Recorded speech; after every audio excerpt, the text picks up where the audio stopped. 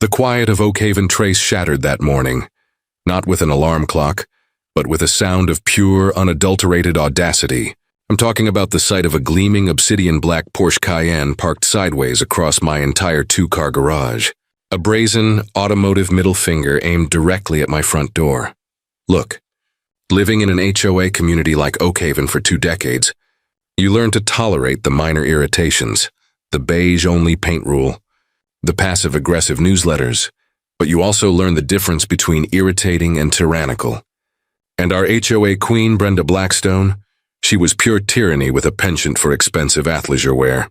Brenda didn't just enforce rules, she weaponized them, and her primary target for the last 2 years, my 2 ancient, sprawling English rose bushes.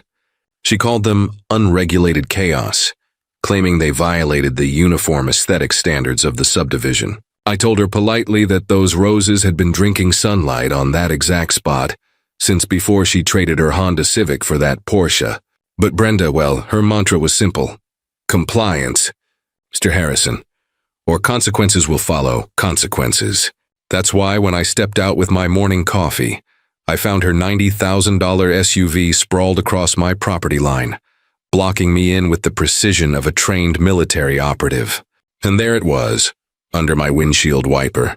A crisp white note, laminated no less, printed in an aggressive serif font. It didn't threaten. It declared, "Consider this property liened until the flora violation is permanently rectified. No one bypasses the covenant of Oak Haven. Regards, President Blackstone." I nearly dropped my mug, honestly. This woman, she had immobilized my entire life. My commute, my business, my freedom over a couple of bushes. By mid-morning, the entire cul-de-sac was buzzing.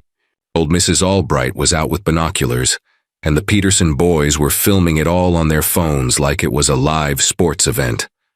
I walked over, calm as a glacier, and knocked lightly on the Porsche's window. Just a formality. Brenda marched out of her house moments later, sunglasses perched, clipboard clutched like the Constitution. "Morning, Brenda," I said, my voice dangerously low. "Would you mind moving your fortress off my property? I have a delivery to make."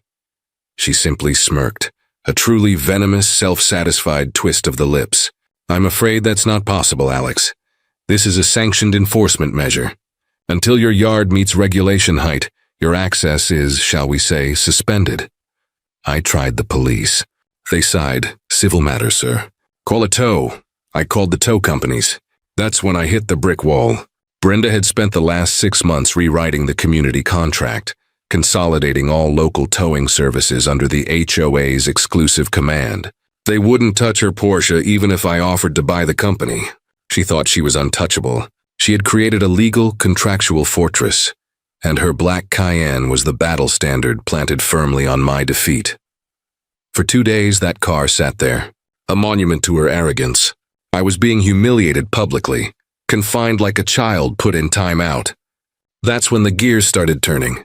I run a specialized hauling and rigging company, cranes, heavy equipment, industrial moving. I deal with structural problems, legal loopholes, and massive physics every single day. If Brenda thought she could weaponize a tow contract, I was about to show her what happens when you try to win a structural engineering problem with a clipboard. It wasn't about the roses anymore. It was about power.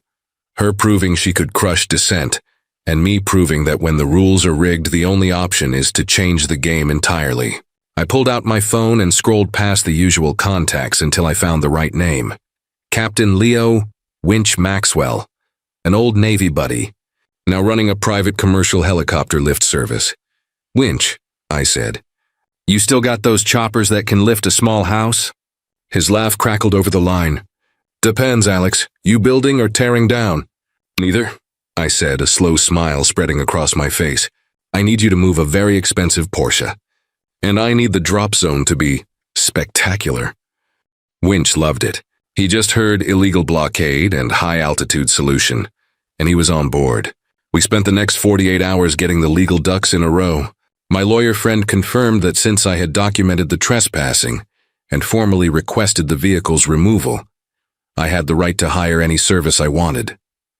The law didn't specify how the vehicle had to be removed, only that the means had to be reasonable. Now for the drop zone. Brenda wasn't the true head of the snake. That honor belonged to Mayor George Fenton. He and Brenda were tight. She funneled huge campaign dollars his way, and he kept the city regulatory eyes firmly shut on her little Oak Haven kingdom. He was having a highly publicized, politically sensitive fundraiser brunch that Saturday morning on his sprawling, pristine estate lawn. The message had to be delivered to the source of the problem. I played the role of the defeated man perfectly for 2 more days.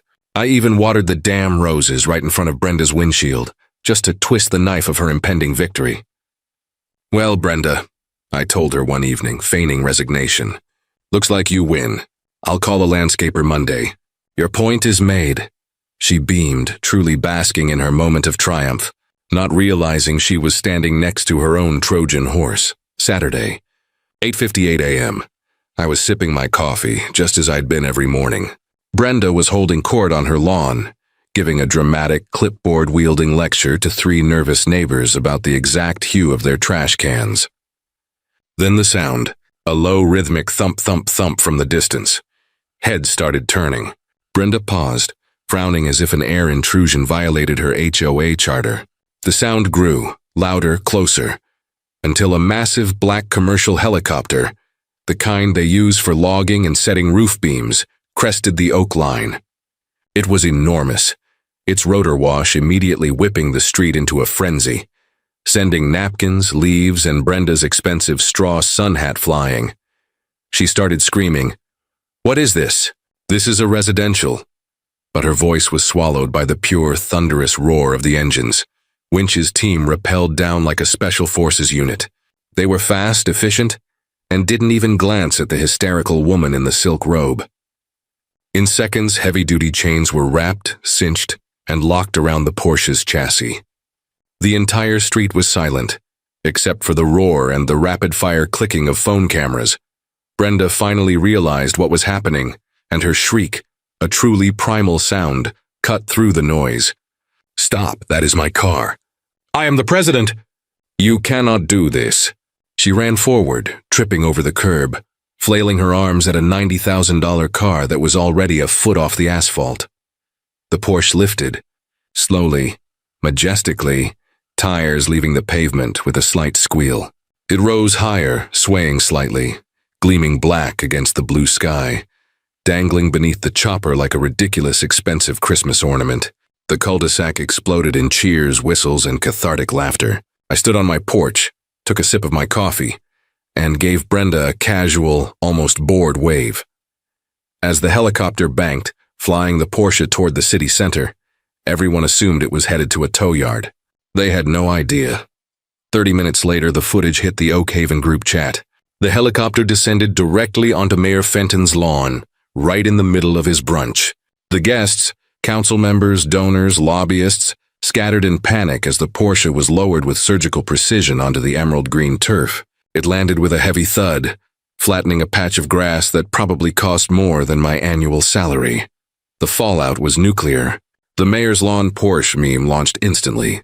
Mayor Fenton, furious that his political elite had been humiliated, immediately issued a statement condemning Brenda's reckless and unlawful use of HOA authority, fined her personally for the property damage, and finally pulled his political support. Brenda's foundation of power, the contract, the mayor, the fear, it all crumbled instantly. That Monday at the HOA meeting, the board, emboldened by public opinion and the sheer cinematic spectacle, voted 4-1 to remove Brenda Blackstone from her post. She tried to fight back, screaming about domestic terrorism, but her words were meaningless. The sight of her black Porsche, airborne and vanquished, had permanently redefined her as a tyrant who pushed too far. She sold the car a month later. By the end of the year, she sold the house and was gone. I look at those English roses now, still sprawling, still beautiful. I trimmed them a little last week just because I felt like it. The real victory wasn't the car or the memes, or even getting my driveway back. The real victory was showing the entire community that tyranny, even petty suburban tyranny, only thrives when good people stay silent. When you decide to fight back with creativity and a little bit of high-altitude spectacle, you don't just win a battle, you free a community. So tell me, what's the absolute worst, most absurd HOA or neighborhood violation you've ever witnessed? And if you had the power of a commercial helicopter, where would you drop the symbol of your local tyrant's power? Drop your story in the comments below, and don't forget to like and subscribe because trust me, even in Oak Haven, the drama always finds a way to take flight.